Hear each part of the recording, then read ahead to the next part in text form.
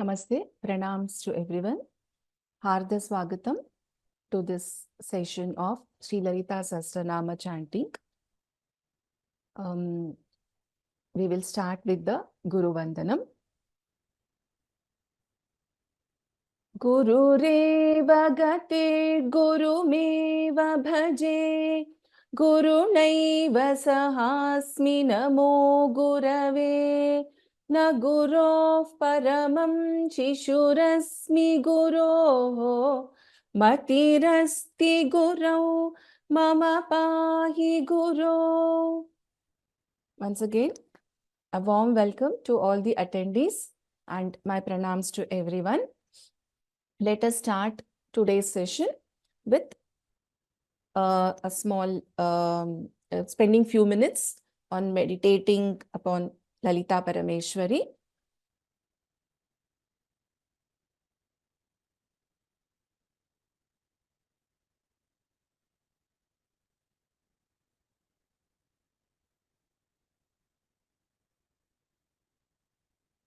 Am I audible? Sai Smriti, am I audible? Yes, ma'am. Okay.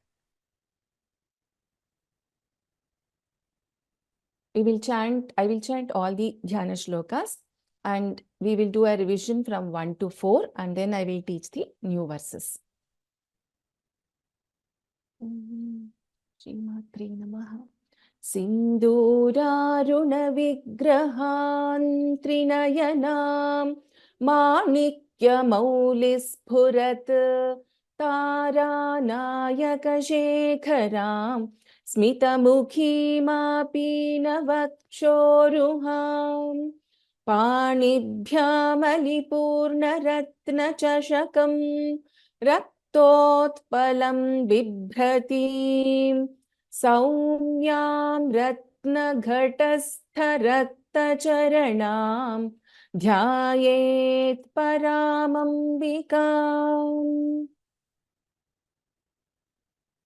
अरुणां करुणातरङ्गिताक्षीं धृतपाशाङ्कुशपुष्पबाणचापाम् अणिमादिभिरावृतां मयूखैः अहमित्येव विभावये भवानीम् ध्यायेत् पद्मासनस्थां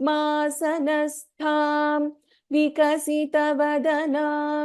पद्मपत्रायताक्षीं हेमाभां पीतवस्त्रां करकलितलसद्धेमपद्मां वराङ्गीं सर्वालङ्कारयुक्तां सततमभयदां भक्तनम्रां भवानीं श्रीविद्यां शान्तमूर्तिं सकलसुरनुतां सर्वसम्पत्प्रदात्रीम् सकुङ्कुमविलेपनामलिकचुम्बिकस्तूरिकां समन्दहसिते क्षणां सशरचापपाशाङ्कुशाम् अशेषजनमोहिनीम् अरुणमाल्यभूषाम्बरां जपाकुसुमभासुरां जपविधौ Smaredambikam. Sai Smriti, I will chant the entire verse once as a revision. You can repeat once. Om Shri Mata Shri Maharagni Shrimat Simhasaneshwari Chidagnikunda Sambhuta Devakarya Samudyata. Om Shri Mata Shri Maharagni Shrimat Simhasaneshwari चिदग्निकुण्डसम्भूता देवकार्यसमुद्यता उद्यद्भानुसहस्राभा चतुर्बाहुसमन्विता रागस्वरूपपाषाढ्या क्रोधाकाराङ्कुशोज्ज्वला यद्भानुसहस्राभा चतुर्बाहुसमन्विता रागस्वरूपपाषाढ्या क्रोधाकाराङ्कुशोज्ज्वला मनोरूपेक्षुकोदण्डा पञ्चतन्मात्रसायका निजारुणप्रभापूरमज्जद्ब्रह्माण्ड Mandla मनोरूपेक्षुकोदण्डा पञ्चतन्मात्रसायका निजारुणप्रभापूरमज्जद्ब्रह्माण्डमण्डला चम्पकाशोकपुन्नागसौगन्धिकलसत्कचा कुरुविन्दमणिश्रेणीकनत्कोटीरमण्डिता चम्पकाशोकपुन्नागसौगन्धिकलसत्कचा कुरुविन्दमणिश्रेणीकनत्कोटीरमण्डिता Dhanyavadaha. I am getting few messages that the voice is low. Is it okay now, or you are still feeling it is low? Please put a message if you think you are able to hear me. Sai Smriti and Abhirami, are you able to hear me clearly? Yes, ma'am. Okay, Dhanyavada. And you are all able to see the verse on the screen, right? Okay, Dhanyavada. So let us move to the new verse. Let me read it out first. Ashtami Chandra Vibhraja Dalikasthala Shobhita. So in Ashtami, there is a Shanmukha Sha. Ashtami and Alpaprana Ta. Ashtami Chandra Vibhraja. So Bha is a Mahaprana. Vibhraja. Vibhraja Dalika. So Vibhraja Dalika Sthala. Tha is a Mahaprana. Again in Shobhita, Bha is a Mahaprana. Mukha Chandra, Kha is a Mahaprana. Mukha Chandra Kalankabha Mriganabhi Visheshaka. So Mukha, Kha is a Mahaprana. And then in Kalankabha, Bha is a Mahaprana.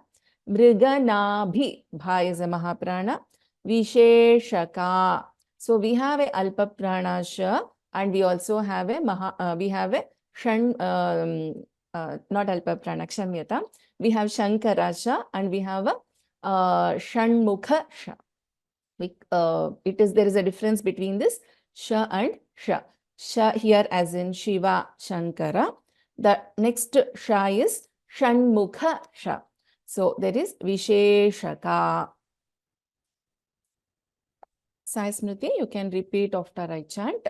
I request all the attendees to please chant along with the panelists so that the familiarity of the verses will be there and it will be a practice. And as such, at the end of the session, we will have another practice.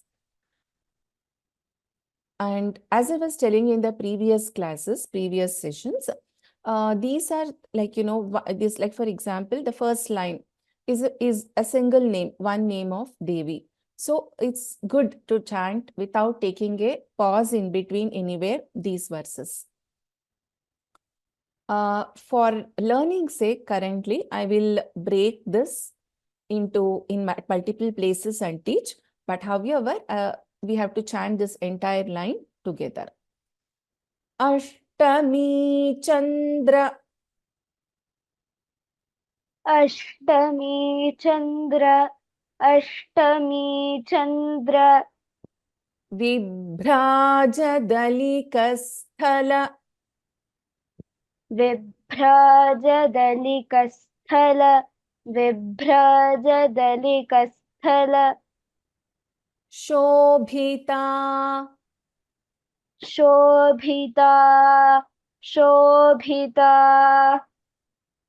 Ashtami Chandra विभ्राजदलिकस्थल Sobhita Ashtami Chandra विभ्राजदलिकस्थल Sobhita Ashtami Chandra विभ्राजदलिकस्थल Sobhita.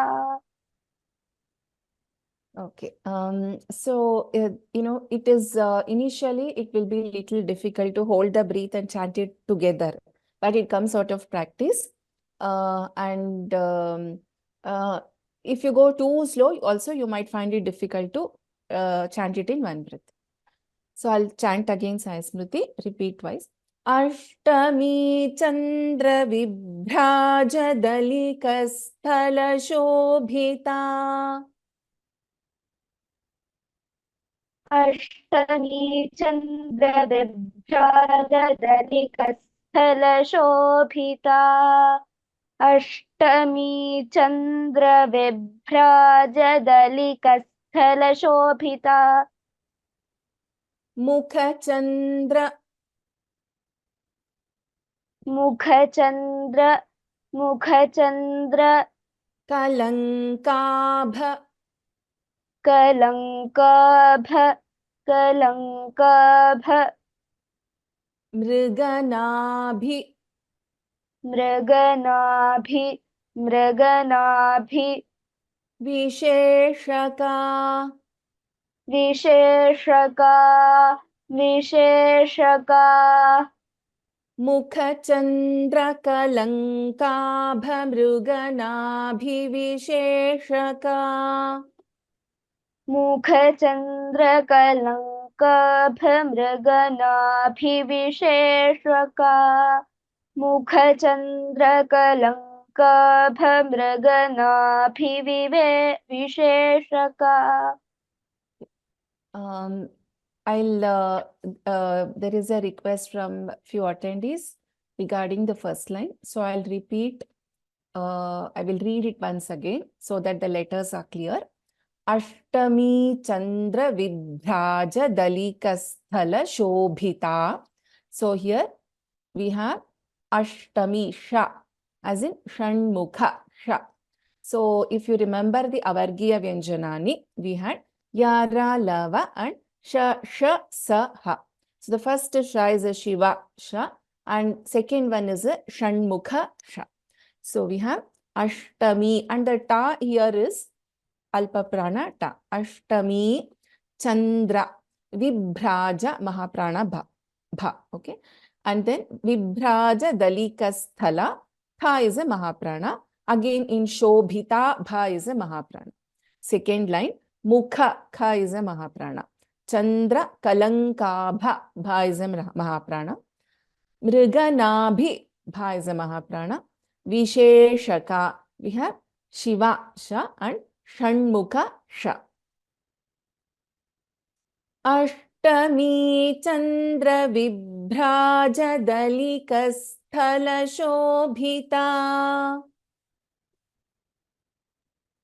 Ashtami Chandra विभ्राजदलिकस्थल Sobhita Ashtami Chandra विभ्राजदलिकस्थल Sobhita मुखचन्द्रकलङ्काभमृगनाभिविशेषका मुखचन्द्रकलङ्काभमृगनाभिविशेषका मुखचन्द्रकलङ्काभमृगनाभिविशेषका Ashtami Chandra विभ्राज दलिकस्थल Sobhita मुखचन्द्रकलङ्काभमृगनाभिविशेषका Ashtami चन्द्रविभ्राजदलिकस्थलशोभिता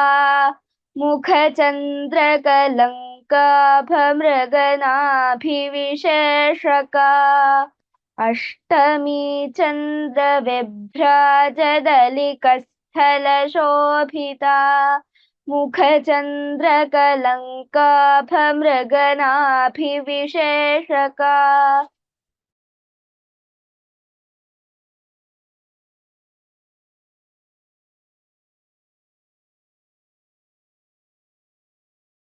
Shamatam, I was on mute.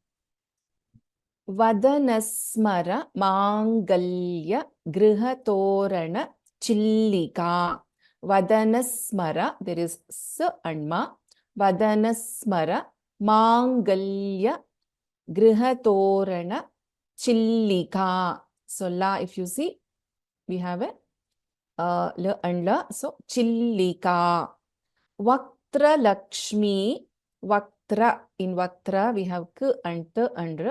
So Vaktra Lakshmi, ksha and ma and dirgha ikara.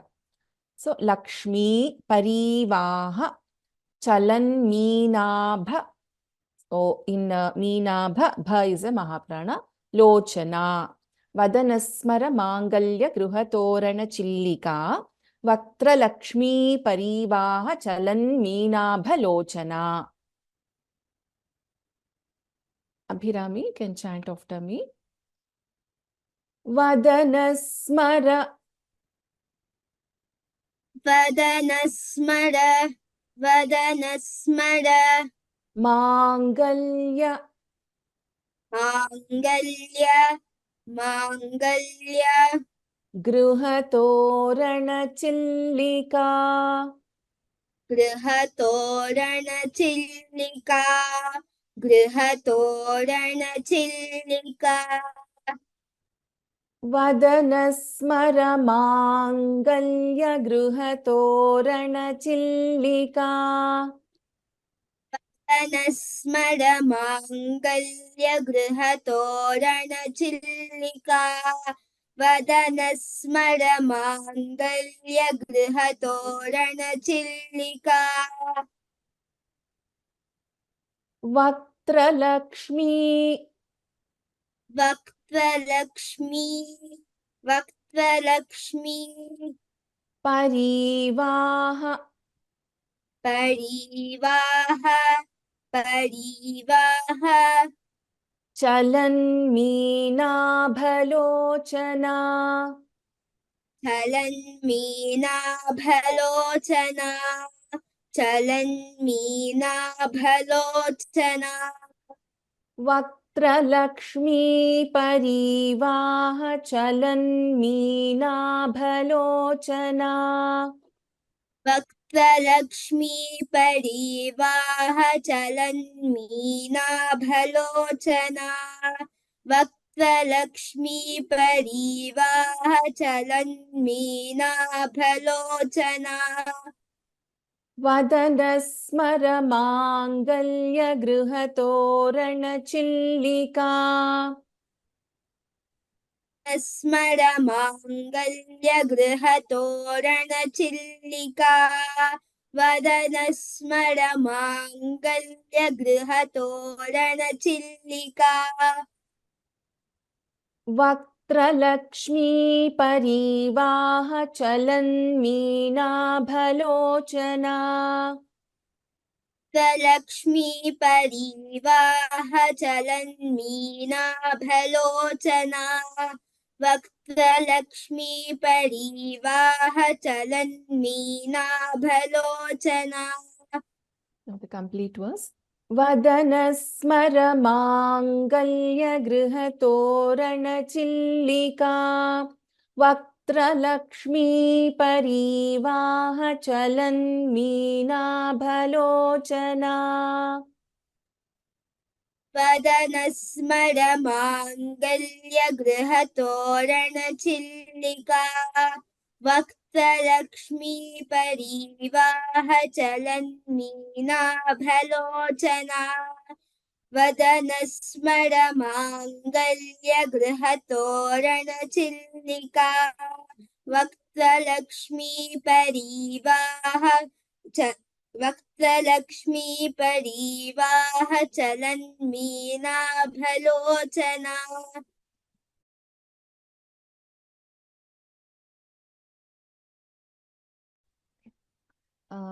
So in this case also, similar to the previous verse, it is a single name of Bhagavati. So we need to chant together without taking a pause in between.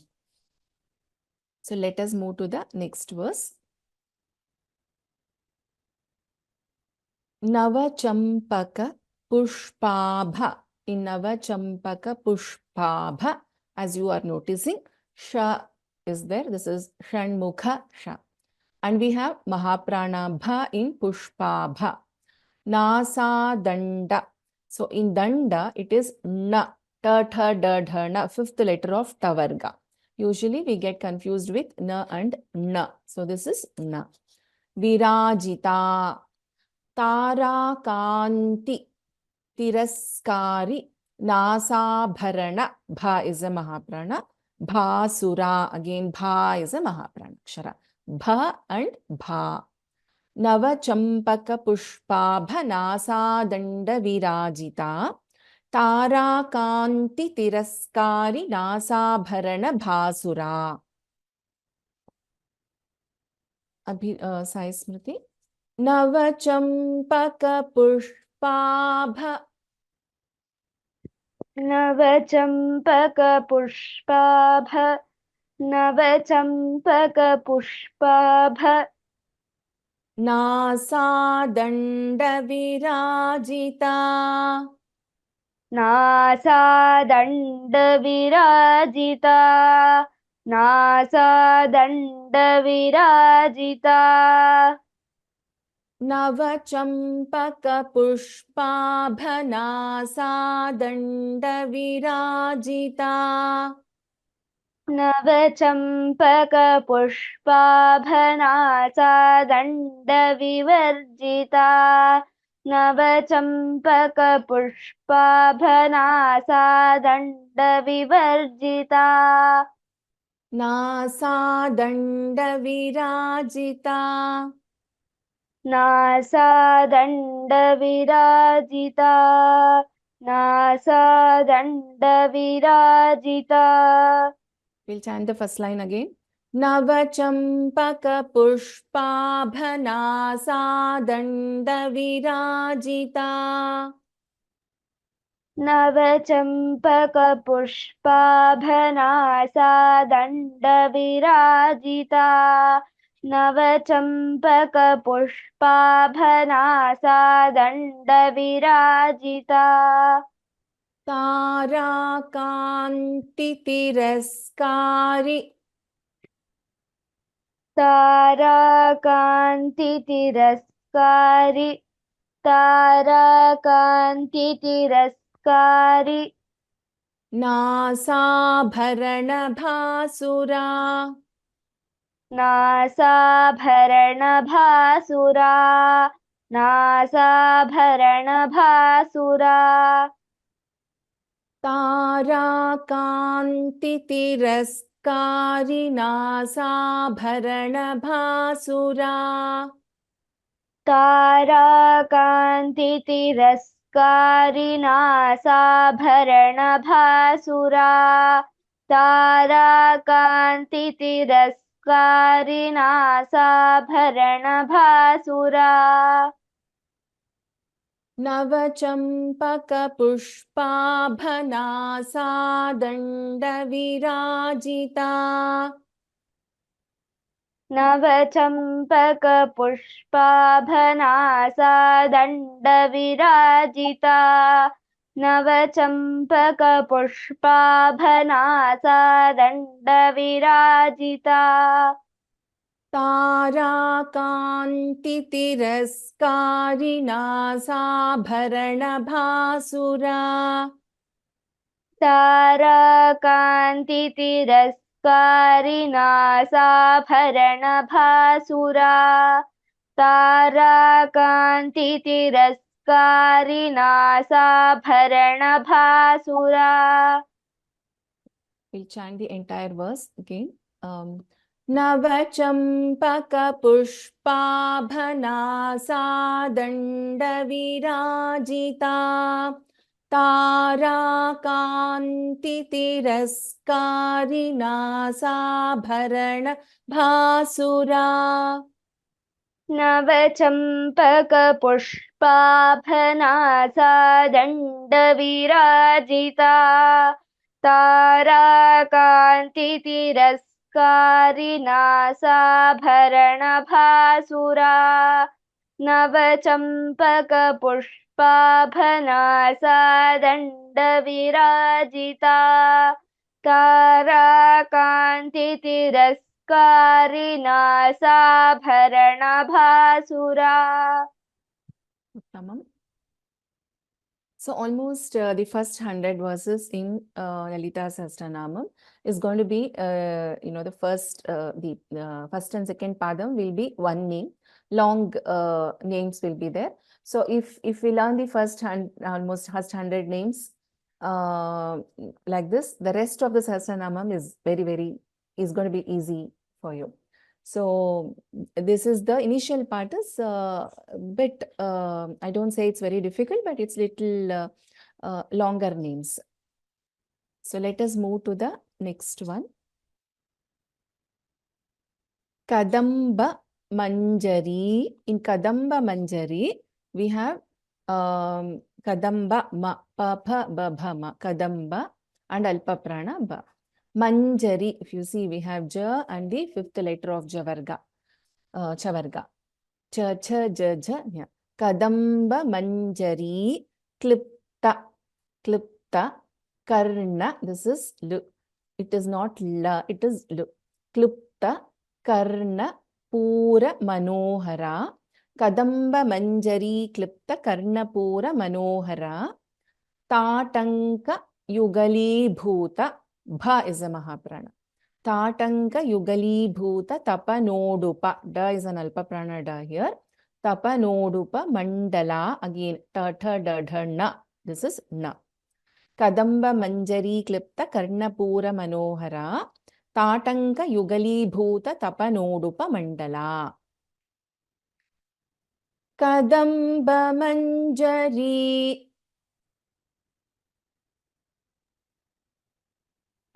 Abhirami, you're not audible. Ma'am, am I audible? Yes, go ahead. Kadamba Manjari, Kadamba Manjari, Kadamba Manjari Klipta. Kadamba Manjari, Klipta, Kadamba Manjari, Klipta, Karnapura Manohara. Karnapura Manohara, Karnapura Manohara, Kadamba Manjari Klipta Karnapura Manohara. Kadamba Manjari, Klipta Karnapura Manohara, Kadamba Manjari, Klipta Karnapura Manohara, Tatanka Yugali Bhuta. Tatanka Yugali Bhuta, Tatanka Yugali Bhuta, Tapanodupa Mandala. Tapanodupa Mandala, Tapanodupa Mandala, Tatanka Yugali Bhuta Tapanodupa Mandala. Yugali Bhuta Tapanodupa Mandala, Tatanka Yugali Bhuta Tapanodupa Mandala,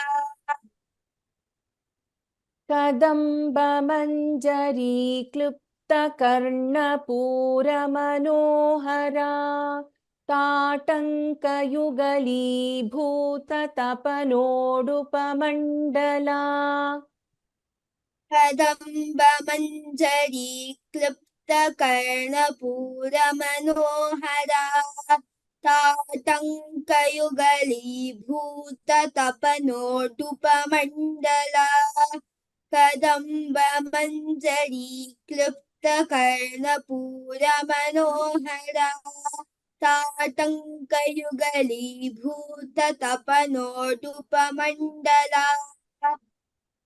Come on. Let us move to the next verse.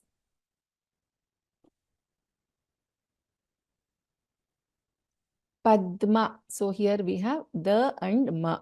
This is Samyuktakshara the and ma. Padma. Raga Shiladarsha. Shiladarsha. This is Shivasha. Paribhavi. Bha is a Mahapranakshara. Kapola Bhuhu. Again, Bha is a Mahapranakshara. Padma Raga Shiladarsha Paribhavi Kapola Bhuhu. Bhuhu. Bhu Dirgha. Ending with a Visarga.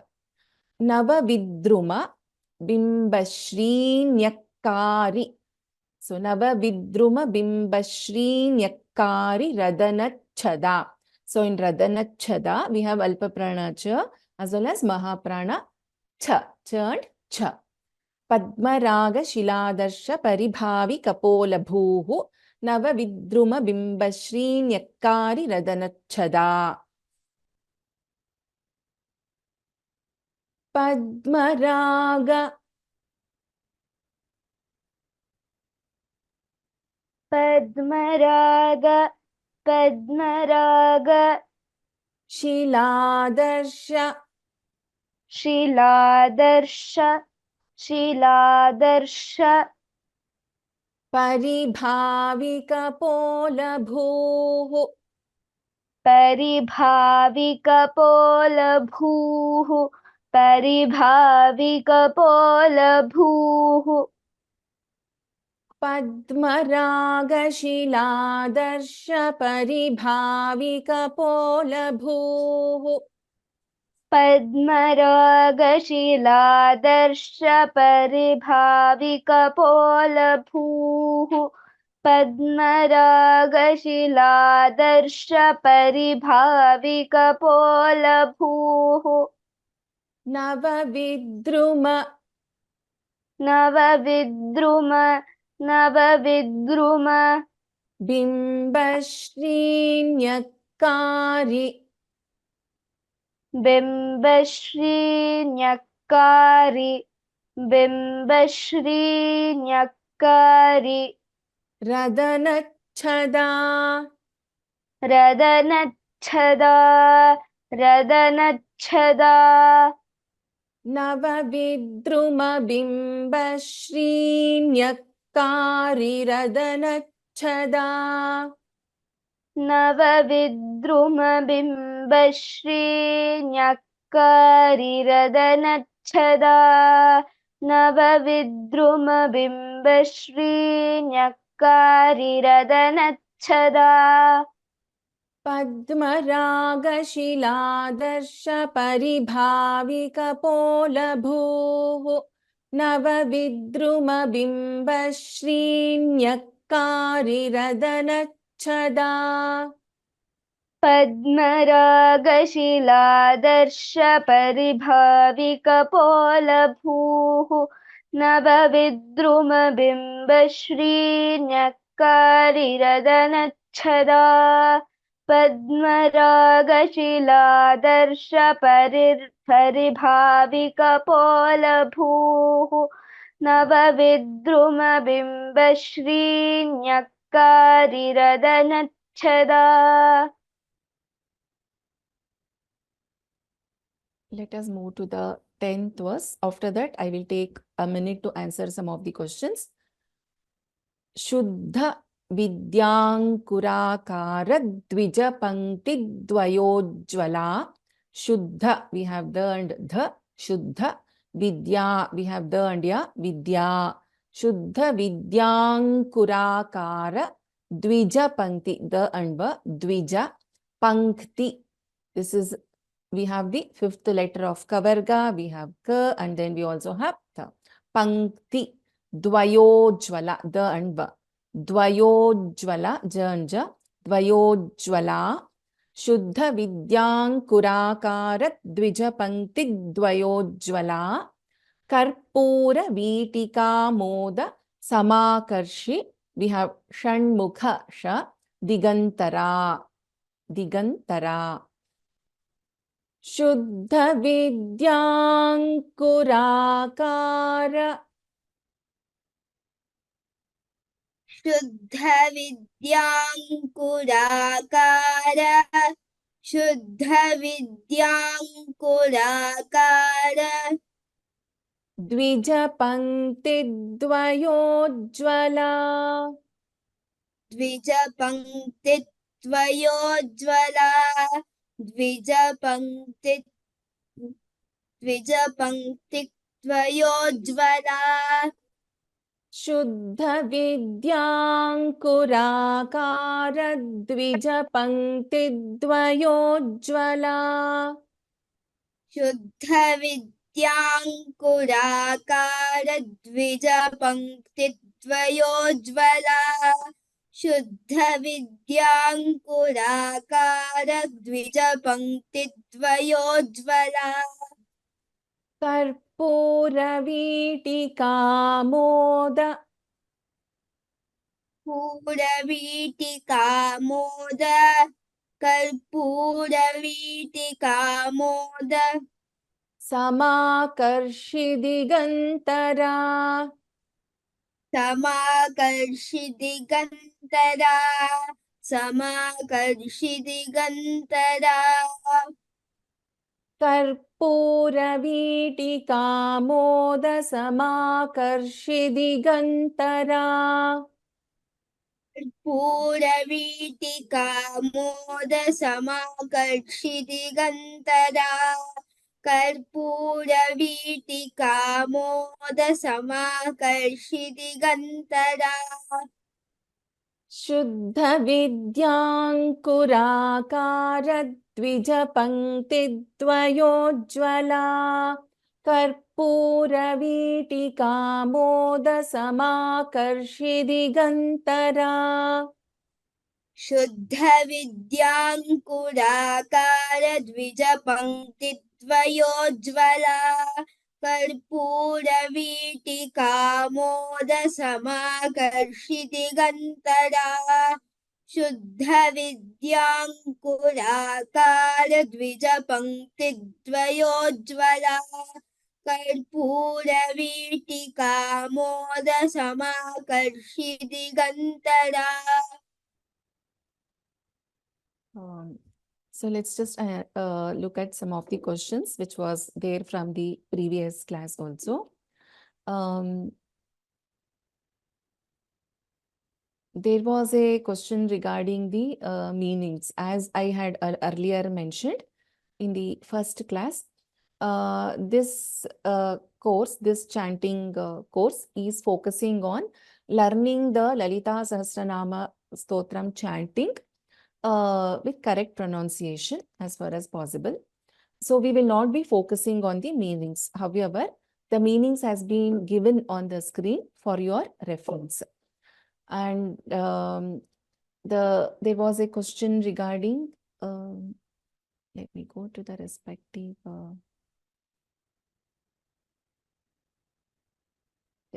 Kadamba Manjari Klipta. This is K and L. The L here is which comes in the swaras. It is not the L and Rukara. No, it's not. It's Klipta. So this is not a Vyanjana. This is a swara here. Please note that. Okay. And there was a, there were number of queries, messages regarding whether this text will be available on the course page. As I mentioned, you can go to the course page on sanskritfromhome.in and refer to the script available there. In case you have an issue or you have some technical issue problem in accessing the course page or getting to the right script, etc., please put a message on the WhatsApp group or write a mail to sanskritfromhome@vyomalabs.in or to me sandhya.vyoma@gmail.com. So you can reach us on these channels to get the clarifications. There was a question regarding letting in earlier. So as soon as we start the webinar, you will be allowed into the class. So we will start the webinar 3 to 5 minutes earlier going forward, so that you will have sufficient time to join. So as such, after I start, I'm giving 2 to 3 minutes so that to allow everyone to join, and then we are starting, so that nobody will be missing the initial portions. And in terms of going, in case, if you think that we are at a faster pace, please let me know so that I can focus on the specific verses for you. And also we can have an interim revision session where you get an opportunity to chant and practice. So every class, at least in the initial part of it, we will be repeating all these verses on a regular basis so that you get to get familiarized with it number of times. Let me just check if any other...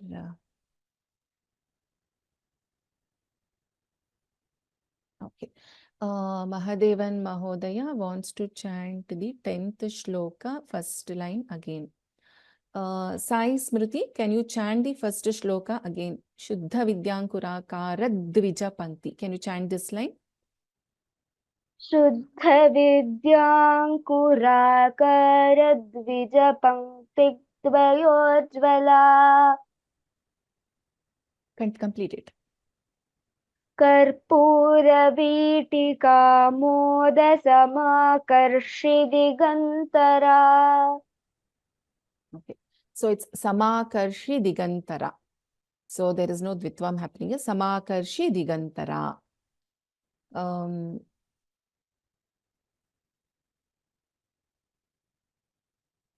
Samakarsha, Samakarshi. There is a question whether it is Samakarsha or Samakarshi.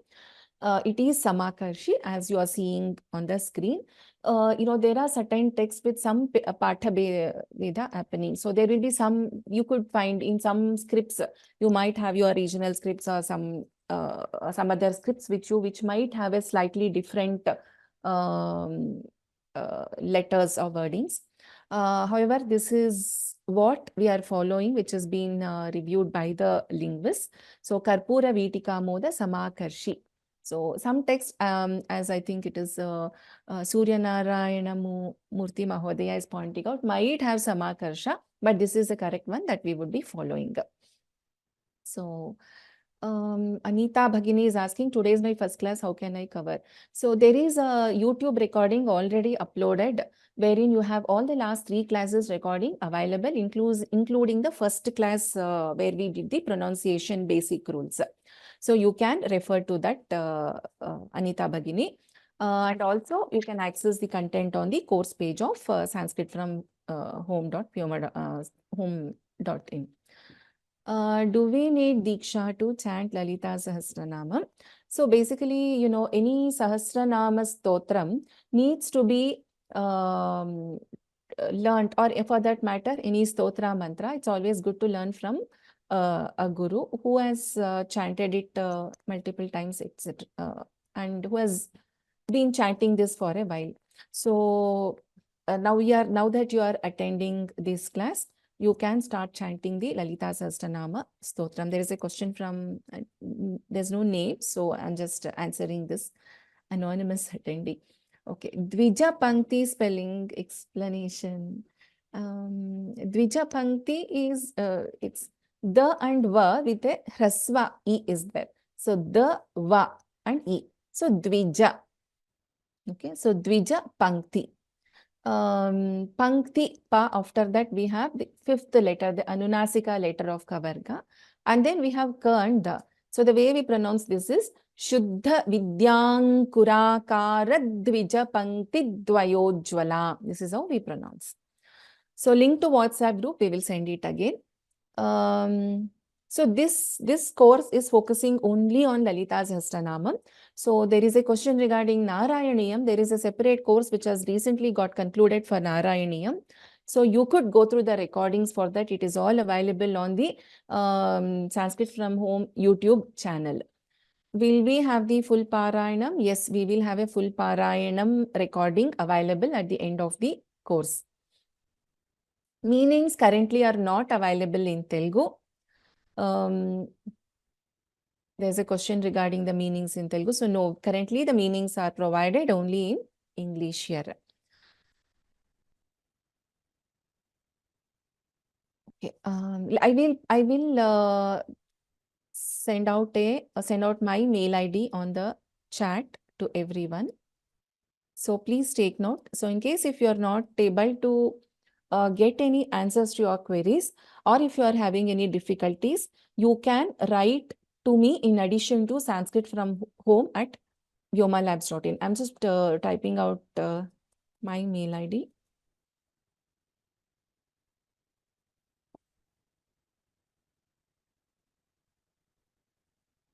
So I have sent a message to everyone with my Gmail ID where you can reach out to me in addition to this, the email ID what you are seeing on the screen.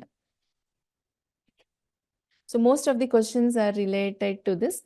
Pankti, it's not, okay, Padma Bhagini is asking, is it Pankti? Where is there a double tha happening there? No, it's Pankti. There is a single ta. So there is no Dvitvam Fata in this case. It is Pankti. That's all. Pankti is not there. Pankti.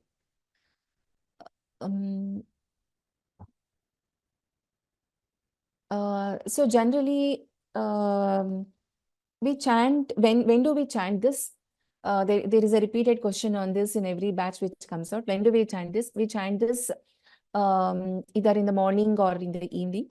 Of course, you know, we should be seated in a proper place, clean place after bath, and chant this.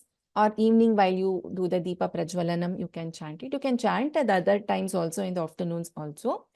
But just ensure that you're chanting it in a proper way, in terms of at a cleaner place, etc. And who can chant? Everyone can chant this. Men, women, children, everyone can chant this.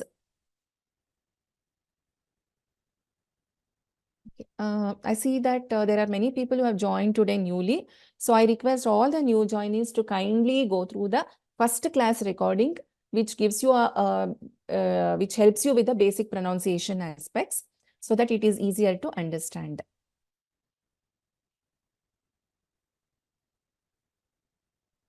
Regarding the Zoom link on WhatsApp group, I'm not sure if that is possible. However, I will ask the technical team if that is a possibility, and I will take note of it. But generally what happens is when you log into the course page, that is where you will be able to join. So Zoom link on WhatsApp group prior to the class, I would have to check with the technical team, as I'm not sure of the feasibility of that option. Okay, there is a question regarding learn in my mother tongue, Tamil or English. No, sir. It is not required that you should have Sanskrit knowledge for this. As long as you know if you are having a Tamil script, or if you are having a English script or Kannada, whatever, you can follow in that script.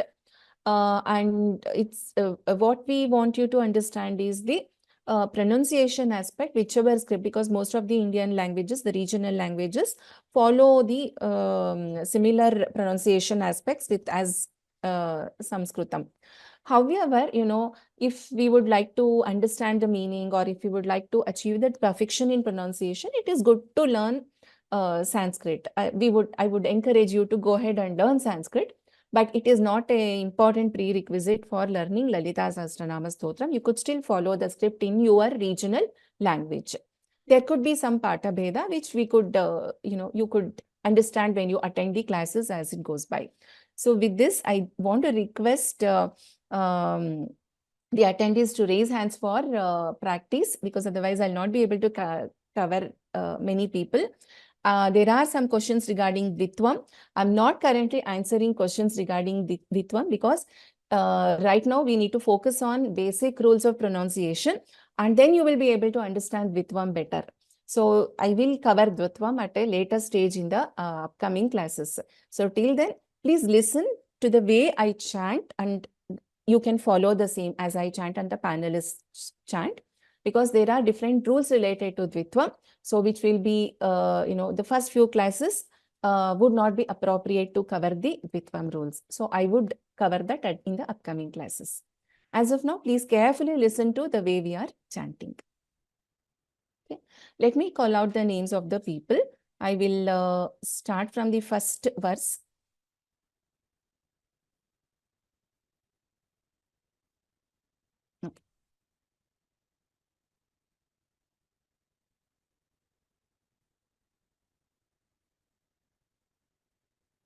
Anagha Srinivasan, I have unmuted you. Can you chant the...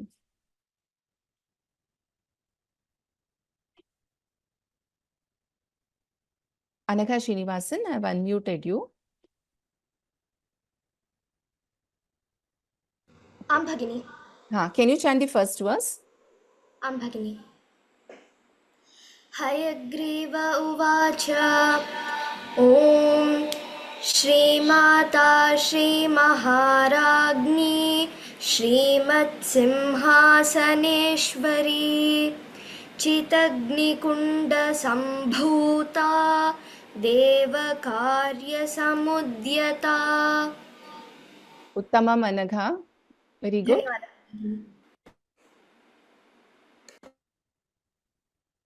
Meera Chandrasekhar.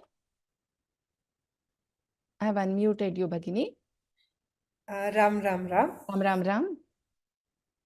Udyadbhanu Sahasraba Chaturbahu Samanvita Ragaswarupa Pashatya Krodha Karangusho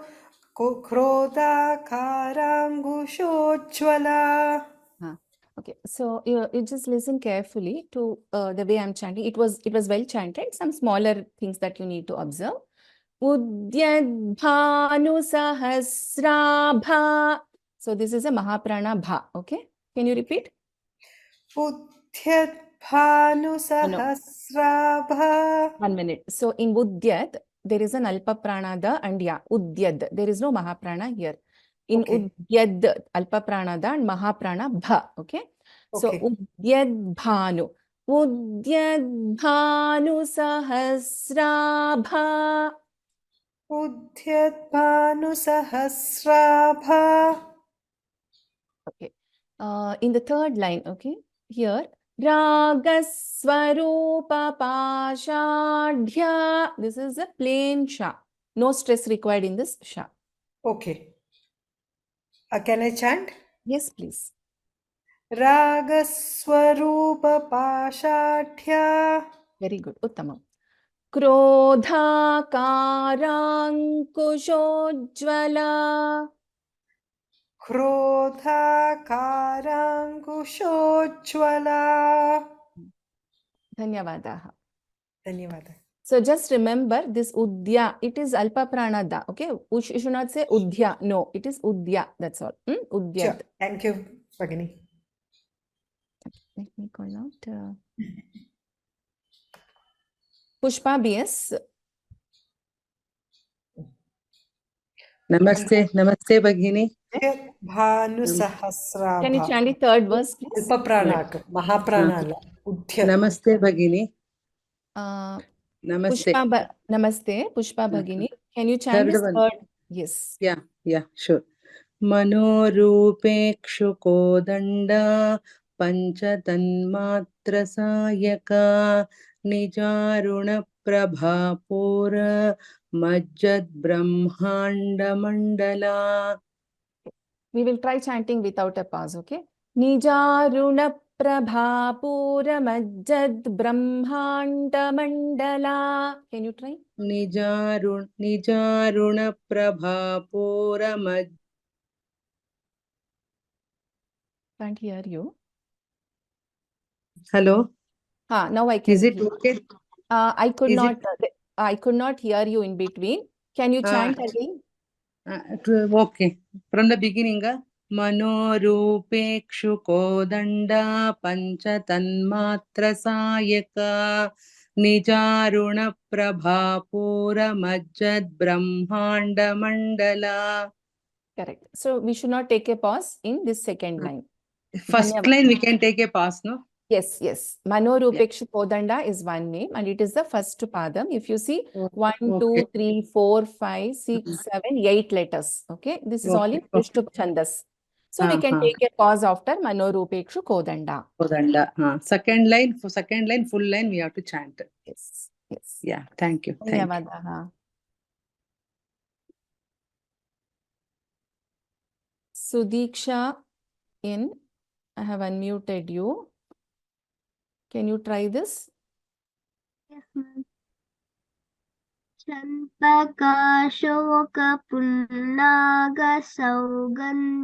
चम्पकाशोकपुन्नागसौगन्धिकलसत्कचा कुरुविन्दमनिश्रेणिकानतो Okay. I will chant once. You repeat after me once. Okay. Okay, ma'am. Champakashokapunnaga. Champashoka Okay. Hold on. Champakashoka punnaga punnaga saugandhikala satkacha saugandhikalasatkacha kuruvindamani mani shreni kanat kotira mandita. Dhanyavadaha Sudiksha. ಧನ್ಯವಾದಗಳು. Sudha Balakrishnan, Bhagini. I've unmuted you.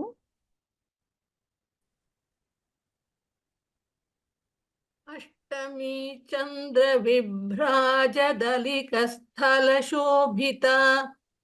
मुखचंद्र कलंकाभ मृगनाभिविशेषका. Uttamam. Dhanyavadaha.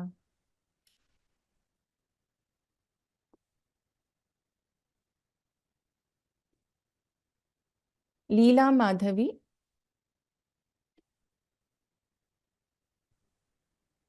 Hari ओम भगिनी. Hari Om. वदनस्मर मांगल्य गृहतोरण Chilika वक्त्रलक्ष्मी परिवाह चलन्नी नाभलोचना. Uttamam. Dhanyavadaha. धन्यवाद. Well chanted. Uma Chetan.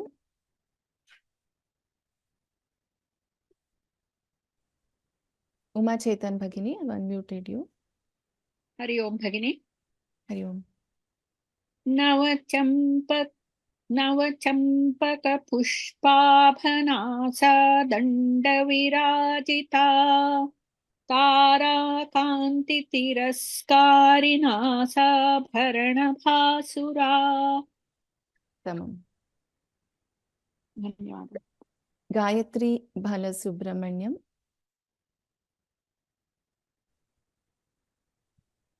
कदम्बमञ्जरी क्लिप्त कर्णपूरमनोहरा ताडङ्गयुगलीभूत तपनो डुपमण्डला. what we need to do is we should not take a break or pause between words in both the lines. Okay, one. Second, sometimes in regional languages, our pronunciation will be slightly different. Like ka will be pronounced as ga, or na, or na as na, or sha as sa, etc. So we need to focus on those aspects because we would have learned it that way in regional languages. So here it is ta tang ka. This is ka, ta tang ka. It is not ga. Okay. And Mahaprana bha. I'll repeat. You can chant after me. Kadamba-manjari klupta karna pura manohara. Kadamba-manjari klupta karna pura manohara. Tatanka-yugali bhuta tapanodupamandala. Tadanka-yugali bhuta tapanodupamandala. Uttamam. Dhanyavadaha. Satyavati Bhagini.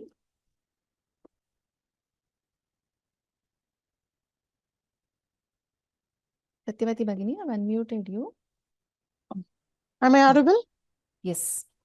पद्मरागशिलादर्श परिभाविकपोलभू नवविद्रुमबिम्बश्रीन्यक्कारिरदनच्छदा.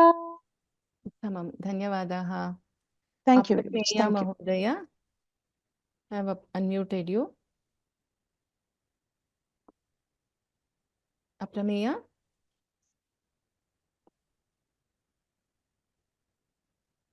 Aprameya, can you chant? Are you able to hear? Okay, we're not able to hear. We call out the next person. Ananta Ramadas Mahodaya.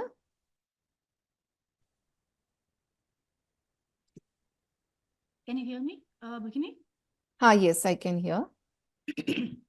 शुद्ध विद्यांगद पुराकार द्विज पंक्ति द्वयोज्वला कर्पूर वीटिका मोद समाकर्षि Digantara. First line, Bhagini.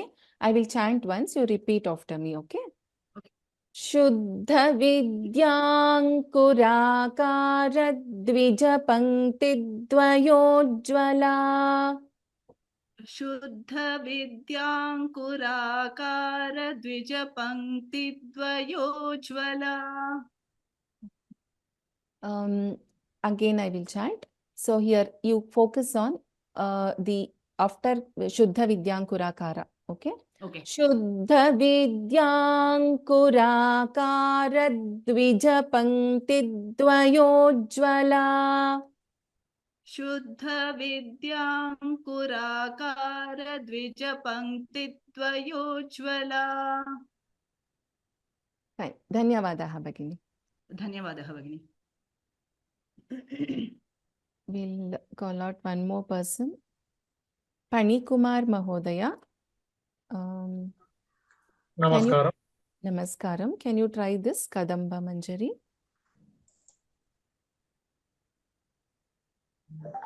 Kadamba Manjari Klupta Karna Pura Manohara Tatanka Yugali Bhuta Tapanodupa Mandala.